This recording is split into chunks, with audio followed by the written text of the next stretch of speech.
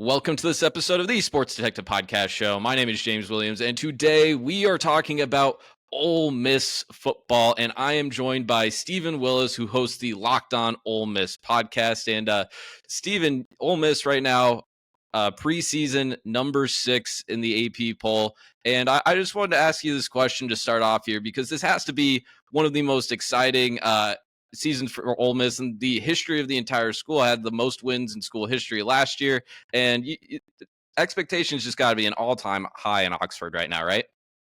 Yeah, the only year that I think would be comparable to this one would be 1970. Ole Miss was a preseason number 5, but that was the year that Archie Manning famously broke his arm in the middle of the season. Oh, wow. So the expectations kind of crashed down. So Ole Miss fans are kind of trepidatious of what's going on. But yeah, expectations are sky high. They've sold out every SEC football game. It should be a lot of fun. And, as we record this, it's Thursday night. Ole Miss has announced its uniform combinations for the firm in the first matchup. It's kind of like, let's go. I'm completely out of stuff to talk about. Let's go. Absolutely, man. This is the best time of year. We are trying to get to where we actually talk about the football. I was looking at the Ole Miss kind of database before we started recording here, and I saw that preseason number 5. But that's actually kind of an awesome anecdote that Archie did have an injury in that season, which kind of tapered the the realistic expectations. And I want to talk about the quarterback that you guys have on your team right now. That is Jaxson Dart. And every time I'm listening to a show about and they talk about Ole Miss, and they're talking about Ole Miss, the first thing they talk about Jaxson Dart, and they say, I love Jaxson Dart. Why do you think so many people are watching Ole Miss and they have that impression that they love watching Jaxson Dart, and they think that he is the star of your football team, and he's the guy that can really take you guys to another level this season? Well, think about this. This 2024 team is Jaxson Dart's team, not Lane Kiffin's team. Think about where the national perspective was on Lane Kiffin and Ole Miss just 2 years ago. But this is Jaxson Dart's team. And the reason it is Jaxson Dart's team, this will be his 3rd year as a starting quarterback. And the biggest unicorn potentially in college football is a year 3 quarterback under Lane Kiffin. We don't know what that looks like. We assume it's going to be quite good, but we haven't seen that before. And Jaxson Dart decided to come back to school, and he spent all of his free time that he had recruiting the number 1 transfer portal class, not just offensive players, defensive players as well. As Princely Amamiellan and Walter Nolan talked about what kind of a role Jaxson Dart did recruiting them. And Pete Golding said that there wasn't a recruiting visit dinner this winter that Jaxson Dart wasn't a part of. He has built this team. He has a magnetic personality. And honestly, in 10 years, I think you're going to hear Jaxson Dart's name as a Division I college football coach, because the recruiting job that he has done is second to none. So we'll see exactly how this goes. But Jaxson Dart off the field, fantastic. On the field, he's gotten better and better and better over his 3 years in school, to the point where Mike Detillier came on my show. And Mike Detillier is a relatively famous New Orleans Saints, Louisiana draft expert down here. And he said with another year, Jaxson Dart has a chance to have a jump similar to what Jaden Daniels did his last year in school. So there's high expectations everywhere. Jaxson Dart has the magnetic personality. He has a chance to leave Ole Miss with 90 to 95% of every quarterbacking record, and also the winningest quarterback at all time at a school that has had 2 Mannings. This is pretty heady territory right now for Jaxson Dart. Absolutely. He, I think a lot of people like him too, just for the optics of his eye black. That's always kind of a notable thing. If you know one thing about Jaxson Dart, you know that he does the one eye with the eye black there. So that is a very impressive thing there with Jaxson Dart. We saw from 2022 to 2023, he takes a jump. He becomes a much better quarterback, helps Ole Miss win the Peach Bowl. What do you think that he has to do this year? You talked about him making another jump this year. What do you think he has to do in order to, make that jump from not just like, a good SEC quarterback, but to a great SEC quarterback or college football quarterback? You know what? If on Friday's Locked On Ole Miss podcast, depending on whenever you put this out there, we actually We'll put it up talked about tomorrow. this. Yeah, and we used PFF numbers of what he did in 2022 and 2023 to show where the jumps happen between 2022 and 2023 and where the jumps might happen in 2024.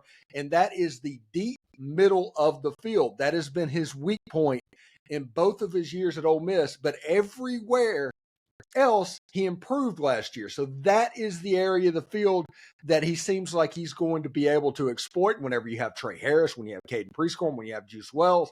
It just feels like that is the area to watch. This was a very efficient quarterback in the other 8 quadrants on the field, or quarters, or whatever you want to call them. Whenever you look at zones, that's what they're called, zones. The improvement that he did in 8 out of the 9 zones was remarkable. Now, if you look at the 9th zone, that deep center, it's going to be pretty interesting for Jaxson Dart this year. Absolutely. I do want to talk about the other members of this football team, though, because you guys got 20 starters back this year. That is a quite a lot of returning production. Lane Kiffin, he has done a spectacular job ever since he got to Ole Miss. Ever since I started talking to you, you're talking to me how Lane Kiffin is able to attack the high school recruiting, but then he's also been able to mix in a tremendous amount of transfer portal talent too. I think he is like I think on College Game Day, maybe that's just fresh in my mind, people were kind of singing Mike Norvell's praises for him doing that at Florida State. I actually think Lane Kiffin has actually probably done as equally as good of a job as Mike Norvell, if not even a better job. But I kind of look at this roster, though, and you're comparing it to a lot of the other teams, specifically in the SEC. And I see a lot of very good on this roster. But it feels like if you guys, just as a team, want to take that next step from not just being like, hey, the 3rd best team in the SEC or the 4th best team in the SEC to actually competing for an SEC title, I think you guys need to be elite at some positions or multiple positions. What positions on this team do you think Ole Miss is elite at, or what positions do you think will become elite over the course of this season?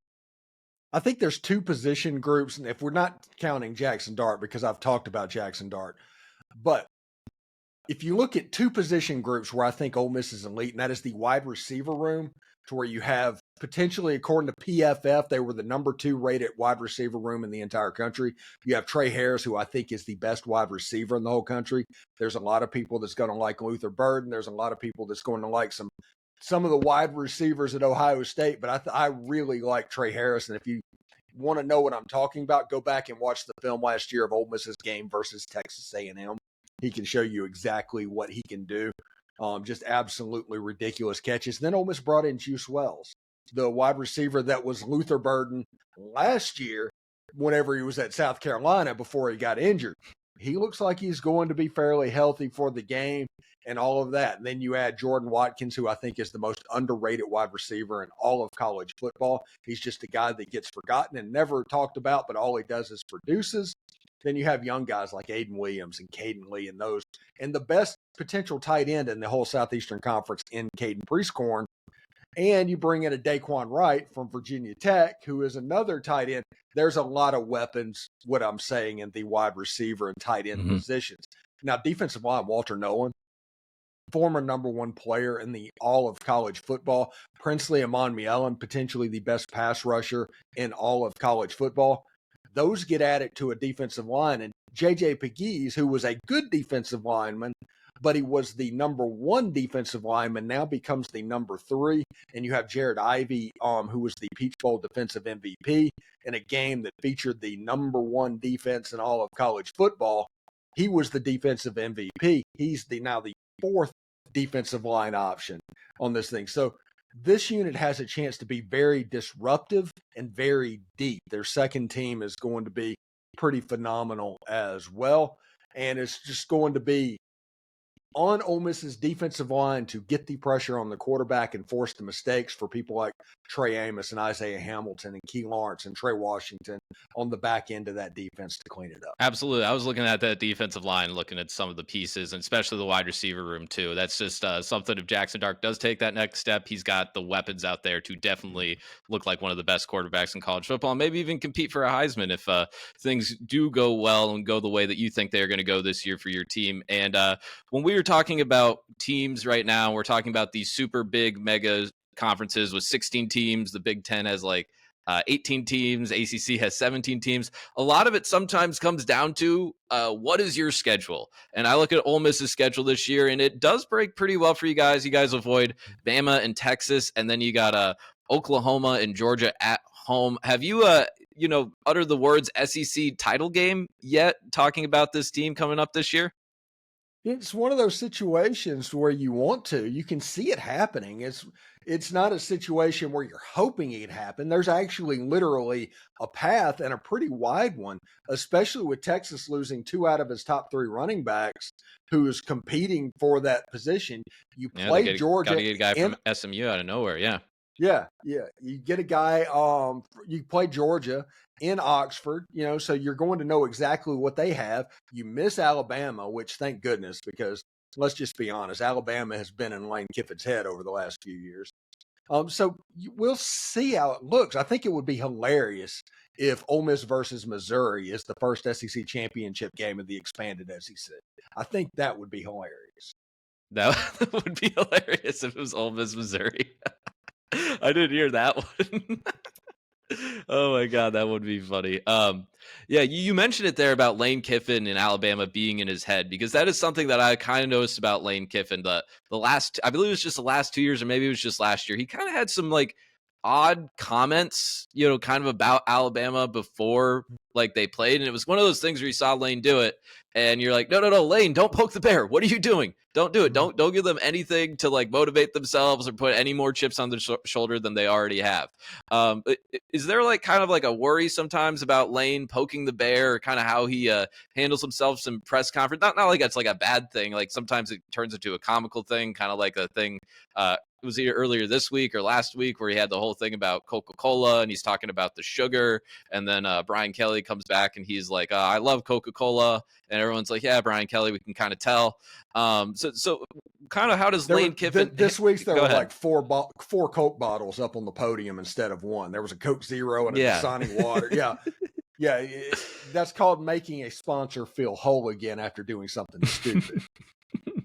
Maybe have like a Coke Zero up there or something. Yeah. Zero sugar. But kind of like how Lane Kiffin handles these press conferences, he kind of like talking a little bit smack to these other teams, or like, is that something that like motivates him, or is it something where it's like, hey, maybe you need to learn to, maybe keep some of those thoughts in house?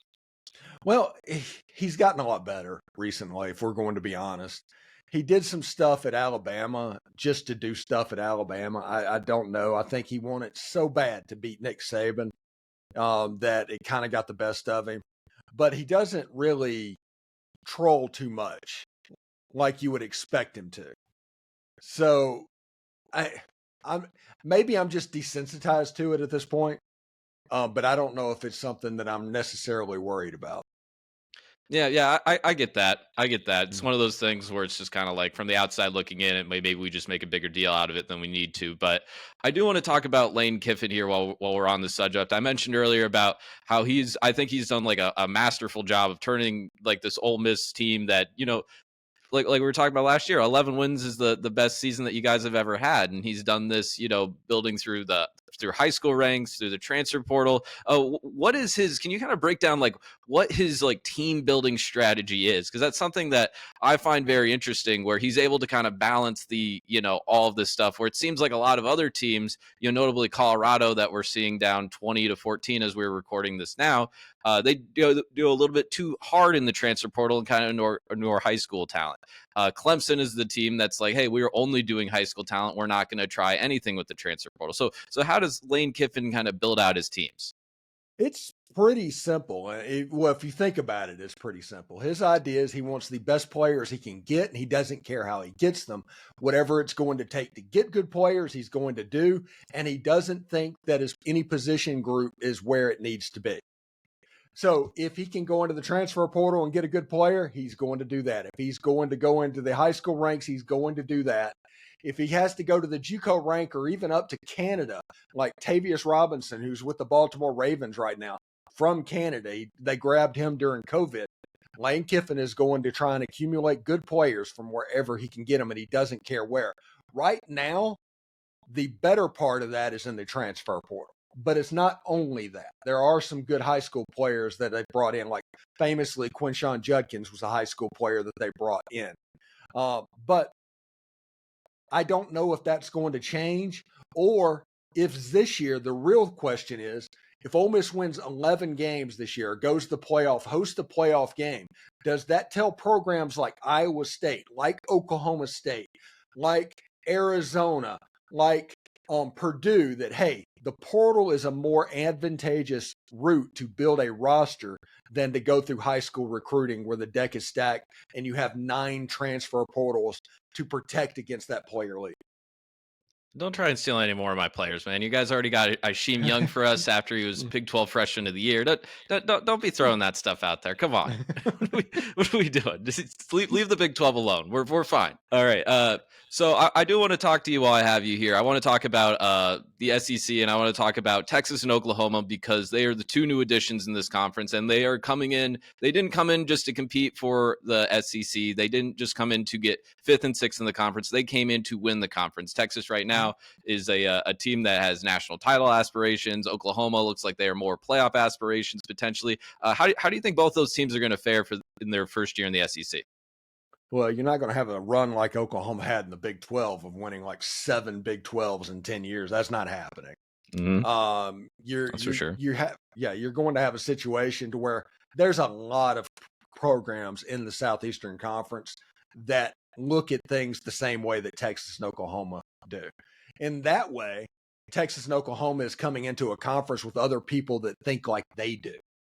Now, Texas has more money than God. Oklahoma is just a really good program. But I don't know that Texas is going to come in and dominate. I don't think they're going to come in and necessarily really struggle. It just might look like they're struggling because there's so many other teams that are operating at a high level in the Southeastern Conference. I think Oklahoma and Texas is going to come in and be fine. Look what Missouri did when they came into the SEC back in 2012. They got 2 SEC championship game appearances under their belt. Now, they went into the SEC East, which I don't know where they studied geography to figure that out. It must have been the same person that decided that Cal and Stanford needed to go to the Atlantic Coast Conference. But it's a situation. I think they're going to be fine. They're not going to win it at the level that they have been winning it, but they're not going to be 6-6 programs all of a sudden. I think it was an LSU grad that made the map for the SEC East and West. I think it was one of those guys. That would have to be it. Yeah, I think they'll fare all right. Again, it's kind of one of those things where like I look at I actually think Oklahoma has done like a good job of like building the roster a lot more physically in a way than like Lincoln Riley had at Oklahoma and now at USC, where he's had a little bit of struggles in his second year. So I think that they build the roster properly, but then I just look at their schedule and you just are just like, geez, it's one of those things with some of the, like we were talking about schedules earlier, with some teams in the SEC kind of just look at it and you're like, wow, that is like a tough like 3 or 4 game stretch in the middle of the season. Think of this. You got Georgia that has to go at Texas, at Alabama, and at Ole Miss. I mean, that's three top 10 teams that you got to go on the road to. Now, this is probably the best football team in all of college football, and that, in my opinion, they have a chance to be the equivalent of that 1990 Michigan team. Do you remember that with Desmond Howard, to where somehow they lost 3 games, but that was the best team in college football? They were absolutely the best team in college football, but they lost 3 games. Mm-hmm. And Georgia has a chance to do something very similar and just go to the Citrus Bowl or whatever and just absolutely whitewash somebody. Poor Liberty. It's probably going to be Liberty. It'll be like a 59-0 game. That's what they did to FSU a year ago. Oh yeah, that's definitely what happened. That's absolutely what happened there. Stephen, we're out of time here tonight. We got some football we need to watch. You want to tell us where we can find all of your Ole Miss coverage, and then we'll get out of here today? Yes, it's the Locked On Ole Miss podcast. It's on YouTube or wherever you get your podcast. You can follow me on Twitter at the Stephen Willis, all one word. You can follow me on Instagram, and I'm also on TikTok at LO Ole Miss. If you do that, you can see what's going on there. So just search Locked On Ole Miss. You can find me on those platforms. Love to have all the perspectives in the world, and I love it when other people's fans come into the comments and all of that and kind of keep me straight, because I do say crazy stuff from time to time. Absolutely, man. Thanks for coming on. All right. Appreciate it, bud. Thank you for watching this episode of the Sports Detective Podcast Show. If you liked what you saw here today, don't forget to hit that like button and hit that subscribe button if you haven't already. That is the best thing that you could do to help the show grow and help support this podcast, and it costs you absolutely $0. And make sure you follow Stephen Willis on all of the places where you can watch his work. And again, thank you for watching. Maybe check out some other videos that I've done. Talk to you next time.